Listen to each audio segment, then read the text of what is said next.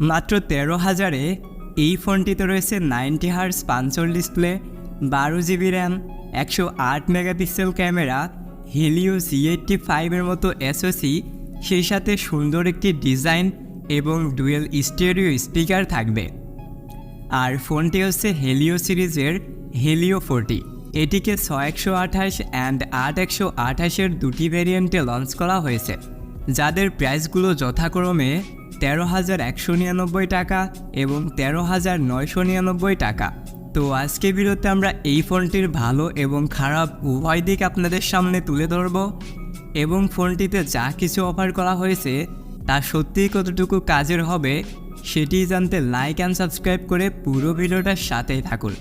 তো চলুন শুরু করা যাক আজকের এই ইন্টারেস্টিং ভিডিও। শুরুতেই কথা বলতে চাই ফোনটির ডিজাইন দিয়ে। ফোনটির ডিজাইনকে যথেষ্ট সুন্দর করা হয়েছে। Front glass and back plastic বা পলিকার্বনেট বিল্ড, সেই সাথে ব্যাক প্যানেল রয়েছে গ্লসি ফিনিশ, যার ফলে এটিকে দেখতে গ্লাসের মতো মনে হয় অ্যান্ড সেই সাথে এটি প্রিমিয়াম একটি ভাইব দেয়। তবে এটি ফিঙ্গারপ্রিন্ট ম্যাগনেট, তাই সাথে দেওয়া ব্যাক কভারটি ইউজ করতে হবে। এছাড়াও এই ফোনটিকে বেশ কয়েকটি কালার ভেরিয়েন্টে লঞ্চ করা হয়েছে, যা আপনারা স্ক্রিনে দেখতে পাচ্ছেন। পোর্টস অ্যান্ড বাটন হিসেবে প্রয়োজনীয় সব কিছুই প্রোভাইড করা হয়েছে। এক্সট্রা যে দুটো ফিচার রয়েছে সেটি হচ্ছে সেকেন্ডারি নয়েজ ক্যান্সেলিং মাইক এবং স্টেরিও স্পিকার, যা এই প্রাইস পয়েন্ট থেকে আশাও করা যায় না। তবে ডিসপ্লে সেকশনে রয়েছে 6.67 ইঞ্চের একটি IPS LCD প্যানেল, যার রেজুলেশন HD+, অর্থাৎ 720x1604 পিক্সেল উইথ 90 হার্টজের একটি fast refresh rate, 264 pixel density and top সেন্টারে রয়েছে একটি সিঙ্গেল পাঞ্চল সেলফি ক্যামেরা। ডিসপ্লেতে রয়েছে সর্বোচ্চ 480 নিটস পিক ব্রাইটনেস, যার ফলে এটি ইনডোর কন্ডিশনের জন্য ঠিকঠাক থাকলেও আউটডোরে যথেষ্ট স্ট্রাগল করতে হয়। তো এই ক্ষেত্রে আরও একটু ব্রাইটনেস দরকার ছিল। তবে এই ডিসপ্লেটিকে প্রোটেকশন করছে কর্নিং গরিলা গ্লাস, কিন্তু কোন ভার্সন রয়েছে এই বিষয়ে কোনো অফিসিয়াল তথ্য পাইনি। ধরে নিচ্ছি যে এখানে 3 রয়েছে। চিন বেজেলস অ্যাভারেজ, তবে লোয়ার চিনটাকে আরও একটু ন্যারো রাখা যেত।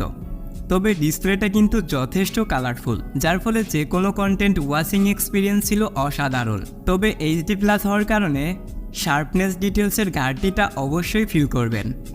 তো ডিসপ্লে দেখে যদি আমরা এখন পারফরমেন্স সেকশনে আসি, তাহলে ফোনটিতে চিপ হিসেবে রয়েছে মিডিয়াটেক হেলিও G85, যেটি 12 ন্যানোমিটারের 2 GHz-এর একটি অক্টোকর চিপসেট, যার GPU-তে রয়েছে মালি G52। এবং আগে যেমনটা বলছিলাম, এই ফোনটিকে দুটি ভ্যারিয়েন্টে লঞ্চ করা হয়েছে, 6128 অ্যান্ড 8128 জিবি ভ্যারিয়েন্ট, প্লাস আরও 6-7 জিবির মতো ভার্চুয়াল র্যাম পেয়ে যাবেন। র্যাম টাইপটি হচ্ছে LPDDR4X and eMMC 5.1 storage type, and out of the box Android 14 পাবেন। তো এখানে আমি কিছু কথা বলতে যাচ্ছি, আর সেটি হচ্ছে প্রথমত যে চিপটা এখানে ইউজ করা হয়েছে সেটি অনেক পুরাতন একটা চিপ। এর থেকে যদি লেটেস্ট কোনো কিছু ইউজ করা হতো, লাইক হেলিও G91 ইউজ করলে সব থেকে বেস্ট হতো। আর দ্বিতীয়ত যে স্টোরেজ টাইপটা ইউজ করা হয়েছে, এটির থেকে যদি UFS 2.2টা হতো তাহলে এক কথায় অসাধারণ হতো। তো যাই হোক, এই চিপটার কথা বলতে গেলে এটি দ্বারা রেগুলার কাজগুলো ঠিকঠাকভাবেই করতে পারবে। ডে বাই ডে টাস্কে একটা স্মুথ এক্সপিরিয়েন্সকে পেয়ে যাবেন। সেই সাথে app opening and closing time রয়েছে ঠিকঠাক। তবে 8 জিবির যে ভেরিয়েন্টটা রয়েছে, এটি দ্বারা একসাথে অনেকগুলো অ্যাপকে ব্যাকগ্রাউন্ডে রান করে কাজ করা যাচ্ছিল।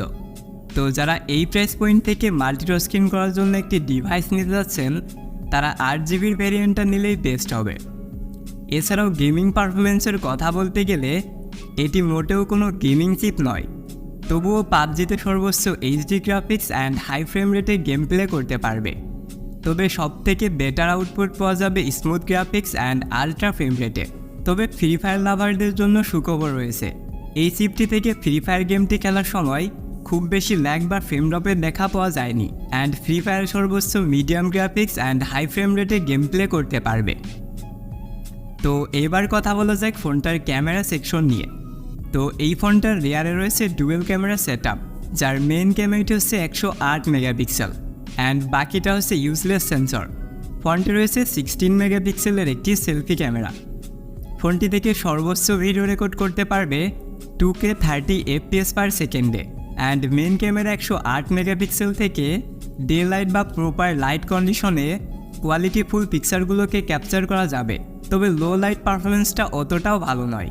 সেই সাথে এই ফোনটিতে রয়েছে 5000 mAh একটি ব্যাটারি প্লাস 18 ওয়াটের একটি চার্জার। ব্যাটারি ব্যাকআপের কথা বলতে গেলে নর্মাল বা বেসিক ইউজে 1 থেকে 1.5 দিন পর্যন্ত ইউজ করা যাবে, অ্যান্ড হেভি ইউজের কথা বলতে গেলে 7 থেকে 9 ঘন্টার মতো স্ক্রিন অন টাইমকে পেয়ে যাবেন। তো এখন প্রশ্ন হচ্ছে যে এই ফোনটা কাদের জন্য? তো যারা এই প্রাইস পয়েন্ট থেকে রেগুলার কাজগুলো করার জন্য একটি ডিভাইস নিতে যাচ্ছেন এবং টুকটাক গেমিংও করতে চান, তারা চাইলে এই ফোনটিকে নিতে পারেন। তবে যারা হেভি ইউজার রয়েছেন, সেই সাথে হেভিলি গেমিংও করে থাকেন, তাদের জন্য এই ডিভাইসটা মোটেও কাম্য নয়। তো এটি ছিল আজকের ভিডিওটা ভালো লাগলে অবশ্যই একটি লাইক করবেন। চ্যানেলে আপনি নতুন হলে চ্যানেলটা সাবস্ক্রাইব করতে পারেন। আর সম্পূর্ণ ভিডিওটা দেখার জন্য অসংখ্য ধন্যবাদ। Thanks for watching.